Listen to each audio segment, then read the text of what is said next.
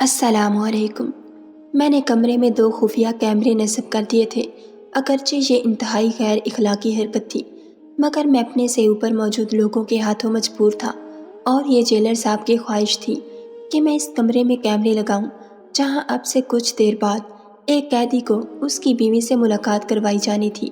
مجھے جیلر صاحب کی سمجھ نہیں آ رہی تھی کہ پہلے تو وہ ایک سزائے موت کے قیدی کی ایسی خواہش ماننے کو بڑے آرام سے راضی ہو گئے تھے جو انتہائی عجیب و غریب تھی، اور پھر اس کے بعد اس کمرے میں کیمرے لگوا کر تو انہوں نے ہر حد ہی پار کر دی تھی۔ لیکن جیلر صاحب سے ہر قسم کی توقع کی جا سکتی تھی، کیونکہ وہ اکثر ہی رات کے وقت بیٹھ کر شراب پیتے پائے جاتے اور انہیں کسی بات کا ڈر خوف بھی نہیں تھا۔ شاید یہ ان کا عہدہ تھا جس کی وجہ سے انہیں کسی کا بھی خوف نہیں تھا، یا پھر ان کے اوپر تک کے تعلقات، مگر مجھ جیسے انسان کے لیے یہ بات بالکل بھی قابل برداشت نہیں تھی کہ کمرے میں کیمرے لگا کر کسی بھی میاں بیوی کے درمیان ہونے والے معاملات کو دیکھا جاتا۔ کیمرے لگانے کے بعد میں بلا ارادہ ہی اس قیدی کی بیرک میں پہنچ گیا جہاں وہ تنہا بیٹھا تھا۔ میں جب بھی اس کا چہرہ دیکھتا تو مجھے عجیب سا احساس ہوتا۔ 2 دن بعد اسے سزائے موت ہونے والی تھی، اور اس کے چہرے پر ایسا سکون تھا جیسے اس نے قتل نہیں کیا بلکہ کوئی نیکی کی ہو۔ وہ اضطرابی کیفیت جو یہاں موجود دوسرے سزائے موت پانے والے قیدیوں کے چہروں پر نظر آتی تھی، اس کے چہرے پر بالکل بھی نہیں تھی۔ نہ ہی اسے موت کا ڈر تھا اور نہ ہی اپنے کیے پر کوئی پشیمانی۔ اب بھی وہ بہت سکون سے بیٹھا تھا۔ میں اس کے پاس جا کر پنجوں کے بل بیٹھا اور اس کی آنکھوں میں آنکھیں ڈال کر اس سے پوچھا، کیوں بھئی قیدی نمبر 517، تمہیں موت کا خوف نہیں؟ مرنے سے پہلے کون ایسی خواہش کا اظہار کرتا ہے؟ حد ہے، تم تو مرنے سے پہلے بھی اپنی بیوی کے ساتھ سہاگ رات منانا چاہتے ہو۔ میری مانو تو اپنی اس خواہش سے پیچھے ہٹ جاؤ اور خدا کو یاد کرو۔ میری بات کا اس نے کوئی جواب نہ دیا۔ میں بس اس کے چہرے کو پڑھتا وہاں سے کھڑا ہو گیا۔ میں نے آج تک ایسا سکون کسی بھی قیدی کے چہرے پر نہیں دیکھا تھا۔ بس یہی بات مجھے بار بار تجسس میں مبتلا کر رہی تھی کہ انسانی فطرت کے خلاف کیسے وہ شخص موت کو سامنے پا کر بھی اتنا مطمئن ہے۔ میں نہیں چاہتا تھا کہ اس کی بیوی اور وہ اس کمرے میں جائیں، لیکن یہ سب میرے ہاتھ میں نہیں تھا۔ اس قیدی کی عمر محض 28 سال تھی۔ اس نے اپنے جگری یار کو قتل کیا تھا اور اسی کی موت کے جرم میں وہ یہاں تک پہنچا تھا۔ لیکن حیرت کی بات تھی کہ یہ قتل اس نے کیوں کیا تھا، یہ بات کوئی بھی نہیں جانتا تھا۔ نہ اس نے کوئی وجہ بیان کی تھی، بلکہ اس نے خود پولیس کو گرفتاری دی تھی اور اس بات کا اعتراف بھی کیا تھا کہ وہ قاتل ہے۔ لیکن جب اس سے قتل کی وجہ پوچھی گئی تو اس نے اپنی زبان پر تالا لگا لیا۔ عدالت میں بھی اس نے خود قبول کیا کہ وہ قاتل ہے، مگر قتل کی وجہ تب بھی نہ بتائی، اور چونکہ اس نے خود جرم قبول کیا تھا اسی لیے اسے سزائے موت دے دی گئی۔ مقتول کے گھر والوں نے بہت ہنگامہ کھڑا کر رکھا تھا۔ ان کا کہنا تھا کہ ہمارا بیٹا اس کا بچپن کا دوست تھا، ان دونوں کے درمیان کبھی کوئی جھگڑا نہیں ہوا، پھر بھی نہ جانے کیوں اس نے اپنے دوست کو مار ڈالا ہے۔ اس کی بیوی سے بھی اس معاملے پر کافی تفتیش کی گئی تھی، لیکن اس نے صاف کنارہ اختیار کرتے ہوئے یہی موقف اپنایا تھا کہ اسے کچھ بھی معلوم نہیں۔ اس کا شوہر شہریار اور دوست مزمل ایک دوسرے سے بہت زیادہ قریب تھے، اور ان کے درمیان ایسا کوئی جھگڑا نہیں تھا کہ جس کی وجہ سے اس کا شوہر یہ قتل کرتا۔ کچھ دنوں تک تو یہ خبر ٹی وی کی زینت بھی بنی رہی کہ ایک دوست نے اپنے دوست کو قتل کر دیا۔ تھوڑی ہی دیر بعد مجھے وائرلیس پر اطلاع ملی کہ قیدی نمبر 517 کی بیوی آ گئی ہے۔ یہ سن کر میں کچھ پریشان ہو گیا۔ دراصل میری پریشانی کی وجہ وہ کیمرے تھے جو میں نے نصب کیے تھے۔ میری نظر میں یہ بات بہت ہی گھٹیا تھی کہ جیلر صاحب ان کیمروں کی مدد سے میاں بیوی کے ساتھ ہی ملاقات کے منظر کو دیکھیں گے، لیکن میں نوکری کے ہاتھوں مجبور تھا۔ اس نوکری کو حاصل کرنے کے لیے میں نے 5 لاکھ روپے کی رشوت کھلائی تھی، اور اب جب یہ سرکاری نوکری مجھے مل گئی تھی تو مجھے وہی سب کچھ کرنا تھا جو بڑے مجھ سے چاہتے تھے۔ اگر میں ان کے خلاف کچھ بھی کرتا تو یا تو میرا ٹرانسفر ہو جاتا یا پھر نوکری ہی ختم ہو جاتی۔ بس اسی لیے میں نے اس وقت بھی اپنے منہ پر تالا لگا لیا تھا۔ جیلر صاحب کے حکم پر میں نے اس قیدی کی بیوی کو اس کمرے میں پہنچا دیا۔ اس کی بیوی بہت ہی جوان اور خوبصورت تھی، کوئی بھی اس کا عاشق ہو سکتا تھا، مگر اس نے خود کو چادر میں چھپا رکھا تھا۔ ایک دفعہ چادر کا پلو چھوٹنے پر ہی میں نے اس کا چہرہ دیکھا تھا۔ شاید وہ پردے دار تھی یا پھر یہاں آتے وقت اس نے پردہ کرنا مناسب سمجھا تھا۔ میں سوچ رہا تھا کہ اگر جیلر صاحب کی نظر اس عورت کے چہرے پر پڑی تو یقیناً ان کی نیت خراب ہو جائے گی۔ وہ عورتوں کے بڑے ہی شوقین تھے اور اکثر ہی رات کو ان کے کمرے میں عورتوں کو لایا جاتا تھا، اور وہاں کیا ہوتا تھا یہ بات بنا دیکھے بھی مجھے معلوم تھی۔ جیلر صاحب کے حکم پر قیدی نمبر 517 کو بھی اس کمرے میں بھیج دیا گیا، اور بھیجنے سے پہلے ان دونوں میاں بیوی کی مکمل طور پر تلاشی لی گئی تاکہ کچھ غلط نہ ہو سکے۔ آج تک کبھی کسی قیدی نے ایسی انوکھی خواہش کا اظہار ہی نہیں کیا تھا، اسی لیے یہ جیل کی تاریخ میں پہلی دفعہ تھا اور اس بات کو خفیہ ہی رکھا گیا تھا۔ جیلر صاحب نے ہی کسی سے اجازت لی تھی اور نہ ہی اس بات کو کسی کے سامنے بیان کیا تھا، اور یہ بات مجھے بعد میں پتہ چلی کہ انہوں نے اس خواہش کو رد کرنے کی بجائے پورا کرنا کیوں ضروری سمجھا۔ 2 پہرے دار اس کمرے کے باہر تعینات تھے۔ کمرے کے دروازے پر کوئی لاک یا کنڈی موجود نہیں تھی۔ ان دونوں کو چھوڑنے کے بعد جیلر صاحب کے حکم پر میں ان کے کمرے میں پہنچا تو وہ لیپ ٹاپ کھول کر بیٹھے تھے۔ انہوں نے مجھے بھی اپنے ساتھ بیٹھنے کا اشارہ کیا۔ میری ان سے کافی زیادہ بات چیت تھی۔ وہ مجھ پر بہت بھروسہ کرتے تھے۔ کہنے لگے، آؤ ہم بھی تھوڑے مزے کرتے ہیں۔ یہ سن کر میں شرمندہ ہو گیا اور میں نے کہا کہ نہیں صاحب، میں جیل کا راؤنڈ لگا لیتا ہوں، آپ بیٹھیں۔ لیکن وہ نہ مانے اور کہنے لگے، تم بھی میرے ساتھ بیٹھ جاؤ۔ مرنے سے پہلے اس قیدی کی عجیب و غریب خواہش نے مجھے مجبور کیا کہ میں دیکھوں تو صحیح، آخر اس کی بیوی میں ایسا کیا ہے جو اسے موت کے وقت اپنی بیوی سے قربت کرنے کی خواہش جاگی۔ کچھ تو ایسا ہوگا نا جو مرنے سے پہلے بھی اسے اپنی بیوی کا ساتھ چاہیے۔ اس کے مرنے کے بعد اس کی بیوی بیوہ ہو جائے گی۔ بیچاری غریب عورت ہے، ہم اس کے کھانے پانی کا کچھ انتظام کر دیں گے۔ یہ کہہ کر وہ بہت زور سے ہنسے تھے اور ان کی ہنسی میں موجود مکاری اور کمینگی مجھے صاف دکھائی دی تھی۔ میں جان گیا تھا کہ ان کی نیت میں کون سا فطور ہے جس نے انہیں یہ کیمرہ لگانے پر مجبور کیا اور جس کی وجہ سے انہوں نے ایسی انوکھی خواہش کو پورا کیا ہے۔ وہ اس ویڈیو کی مدد سے بعد میں اس عورت کو بلیک میل کر کے بڑے آرام سے اپنے گندے مقصد حاصل کر سکتے تھے، اور یہ بات سمجھ میں آتے ہی مجھے اپنے آپ سے گھن آنے لگی کہ میں نے ان کے کہنے پر کیمرے کیوں لگائے۔ ایک عزت دار عورت ساری زندگی ان کے پیروں میں روننے والی تھی۔ میں خود شادی شدہ تھا، اسی لیے شاید ہر بات کو بہت زیادہ محسوس کر رہا تھا۔ جیلر صاحب نے زبردستی مجھے اپنے ساتھ بٹھایا۔ اسکرین پر اس کمرے کے اندر کا منظر واضح نظر آنے لگا۔ بہت ہائی کوالٹی کے کیمرہ تھے، وائس کا آپشن بھی موجود تھا۔ اس کمرے میں ہونے والی ہر بات بھی ہمیں صاف صاف سنائی دے رہی تھی۔ جیلر صاحب کی نظر اسکرین پر جم گئی۔ میں کبھی اسکرین پر نظر ڈالتا تو کبھی شرمندگی سے سر جھکا لیتا۔ اس قیدی نے اپنی بیوی کو ہاتھ پکڑ کر بستر پر بٹھایا تھا اور اس کی چادر کو چہرے سے ہٹا دیا تھا۔ اسکرین پر اس کی بیوی کا چہرہ نظر آتے ہی جیلر صاحب کے منہ سے بے ساختہ ہی بڑے گھٹیا الفاظ نکلے تھے۔ وہ اپنی گندی زبان سے اس عورت کی خوبصورتی کی تعریف کر رہے تھے، اور پھر اسپیکر سے آتی آواز نے ہم دونوں کو ہی متوجہ کر لیا۔ وہ دونوں ایک دوسرے سے بات کر رہے تھے۔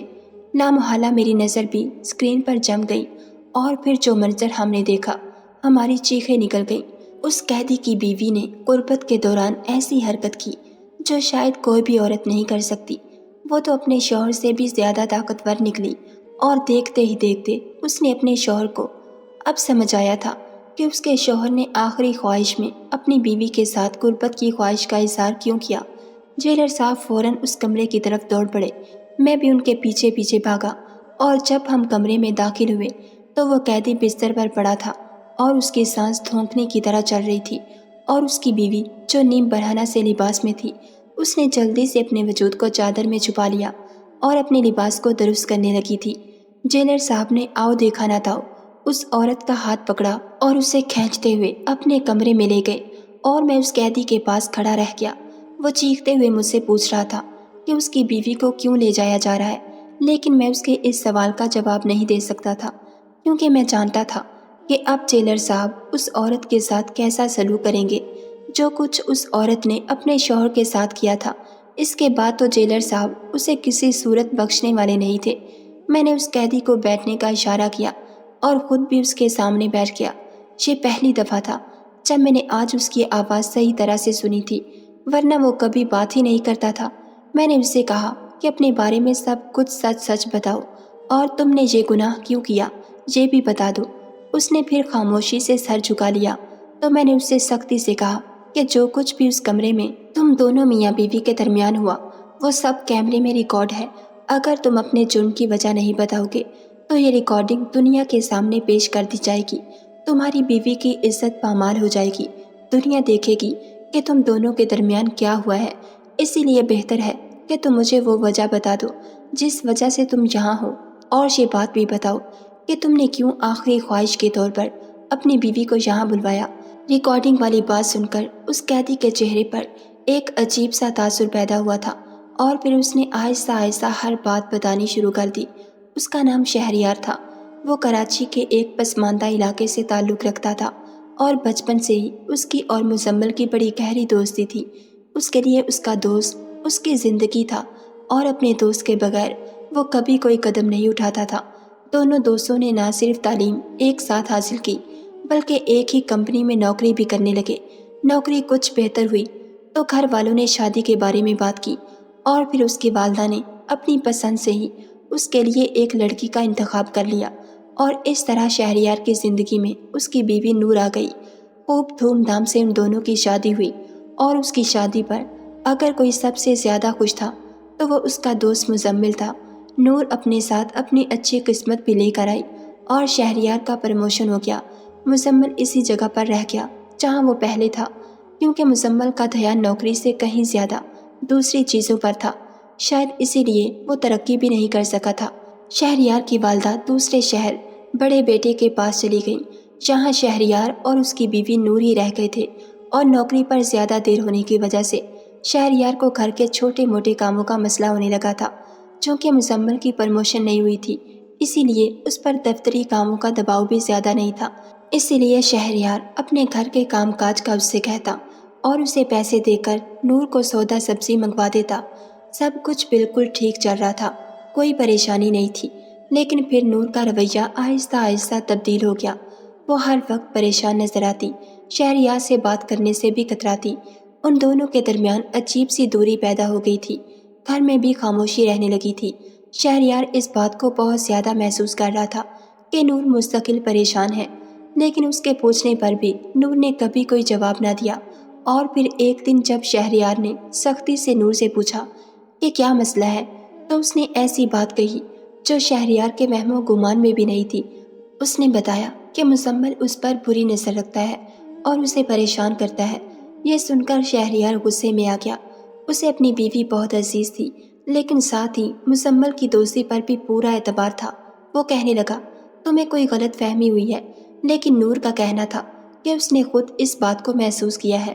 شہریار کو نور کی بات پر ہرگز بھی یقین نہیں آ رہا تھا، اور پھر اس نے سوچا کہ نور کو ہی کوئی غلط فہمی ہوئی ہے۔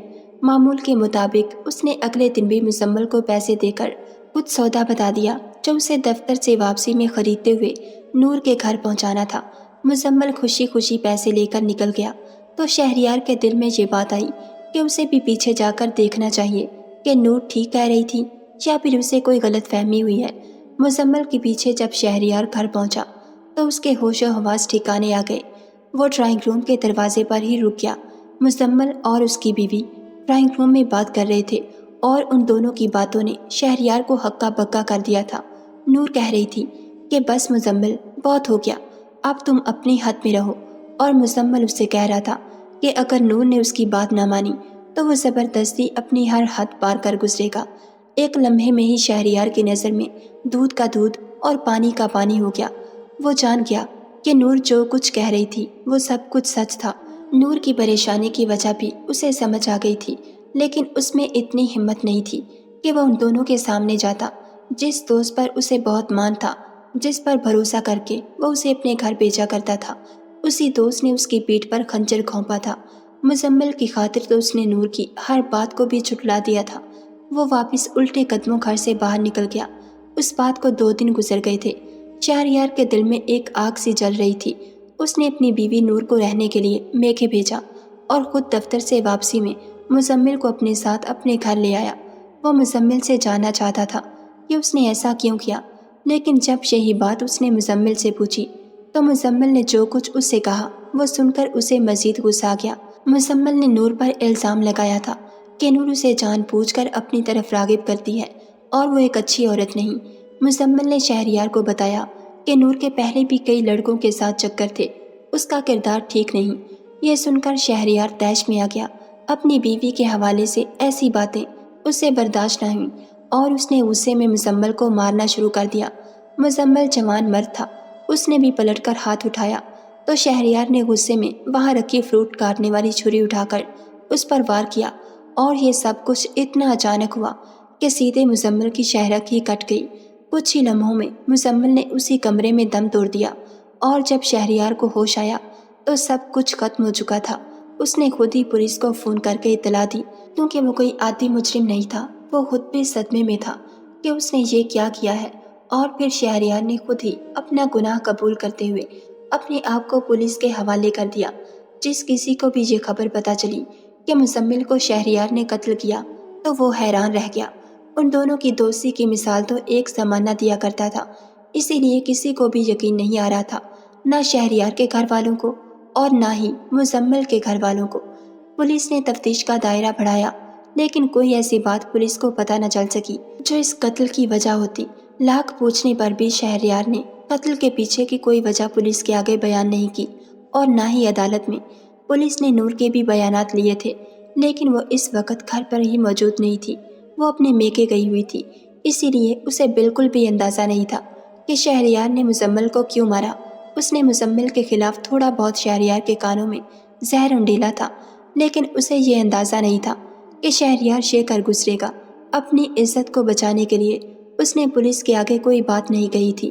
4 مہینے کیس چلنے کے بعد شہریار کو سزائے موت کی سزا سنا دی گئی تھی، لیکن حیرت کی بات تھی کہ سزا سننے کے بعد بھی شہریار کی آنکھوں سے کوئی آنسو نہیں گرا تھا، وہ بالکل خاموش تھا۔ ایک بار اسے جیل میں ملاقات کرنے کے لیے اس کی بیوی آئی تھی، لیکن بہت ہی سرسری سی ملاقات تھی، اور پھر شہریار نے مرنے سے پہلے اپنی بیوی سے قربت کی خواہش کا اظہار کر دیا۔ مجھے اور جیلر صاحب کو لگا تھا کہ وہ شاید اپنی بیوی سے بہت محبت کرتا ہے اور اسی لیے اس سے آخری دفعہ ملنا چاہتا ہے، لیکن اسکرین پر نظر آنے والے مناظر تو کچھ اور ہی بیان کر رہے تھے۔ جب اس کی بیوی اس سے ملنے کے لیے آئی تو اس نے اسے اپنے سامنے بٹھایا اور اس سے کہنے لگا کہ تمہارا سچ مجھے پتہ چل گیا ہے، میں جان گیا ہوں کہ گناہ گار مزمل نہیں بلکہ تم تھی۔ یہ کہہ کر اس نے اپنی بیوی کے لباس کو اس کے وجود سے کھینچا اور کہنے لگا، تمہیں خود کو بے آبرو کرنے کا بہت شوق تھا، آج میں تمہیں بے آبرو کروں گا۔ یہ سنتے ہی اس کی بیوی بول پڑی کہ کل تمہیں سزائے موت ہونے والی ہے، اور تم چاہ کر بھی اب خود کو نہیں بچا سکتے۔ اگر تم میرے ساتھ یہاں کچھ غلط کرو گے تو تمہیں پھر بھی کچھ حاصل نہیں ہوگا۔ یہ سچ ہے کہ مجھے تم سے زیادہ مزمل پسند آ گیا تھا، اسی لیے میں اسے اپنی طرف بلانے لگی تھی، لیکن وہ ہر بار تمہاری دوستی کو درمیان میں لے آتا اور یہی کہتا کہ وہ تمہارے ساتھ کوئی دھوکہ نہیں کر سکتا۔ وہ تو تمہیں میرا سچ بتانا چاہتا تھا، وہ جانتا تھا کہ میرے کئی لڑکوں کے ساتھ تعلقات رہے ہیں، اور اسی لیے میں نے خوف کے مارے تمہارے دل میں اس کے لیے غلط باتیں ڈالنا شروع کر دیں، تاکہ اگر وہ کبھی تمہیں کچھ کہے بھی تو تم یقین نہ کرو۔ میں چاہتی تھی کہ تم اس سے دور ہو جاؤ اور تمہیں میرا سچ پتہ نہ چلے، اور جب تم دونوں کی دوستی میں دوری آتی تو میرے لیے مزمل کو حاصل کرنا بھی آسان ہو جاتا۔ یہ سنتے ہی شہریار نے اس پر حملہ کیا تھا، اور بدلے میں نور نے اس سے بھی زیادہ طاقت سے اسے دھکا دے کر مارنا شروع کر دیا تھا۔ وہ شہریار سے بھی زیادہ طاقتور نکلی تھی، اور یہی سب کچھ سننے اور دیکھنے کے بعد میں اور جیلر صاحب بھاگتے ہوئے اس کمرے میں آئے تھے، اور اب صحیح طرح سے مجھے سارا سچ پتہ چل گیا تھا۔ میں نے شہریار سے کہا کہ ٹھیک ہے، مزمل کے قتل کی وجہ مجھے سمجھ آ گئی ہے، لیکن اپنی بیوی کو تم نے یہاں کیوں بلایا تھا؟ یہ سن کر شہریار کہنے لگا کہ اس وقت تو جذبات میں آ کر میں نے مزمل کا قتل کر دیا تھا، لیکن پھر جب میری بیوی مجھے یہاں ملنے آئی تو اس کی باتوں سے مجھے احساس ہو گیا کہ کہیں نہ کہیں وہی غلط ہے۔ میں نے کسی کو بھی مزمل کی موت کے پیچھے کی وجہ نہیں بتائی کہ میری بیوی کی عزت خراب ہوگی، لیکن اب مجھے لگنے لگا تھا کہ میری بیوی ہی ٹھیک نہیں، اور پھر میرے دل میں یہ بات بیٹھ گئی کہ میں مرنے سے پہلے سچائی ضرور جانوں گا، اسی لیے میں نے اسے ملنے بلایا۔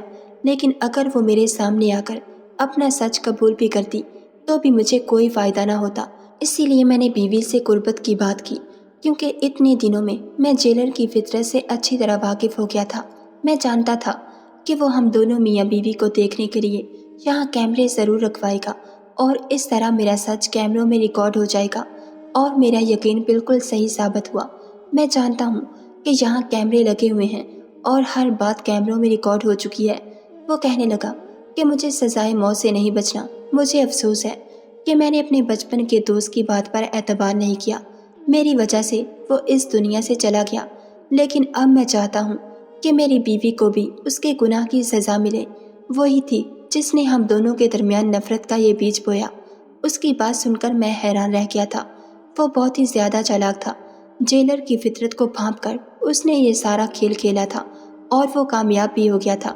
اس کی بیوی کا اصل چہرہ کیمروں میں ریکارڈ ہو گیا تھا اور اب اس کی بیوی کو بھی سزا دی جا سکتی تھی، لیکن یہ سب کچھ جیلر کے ہاتھوں میں تھا۔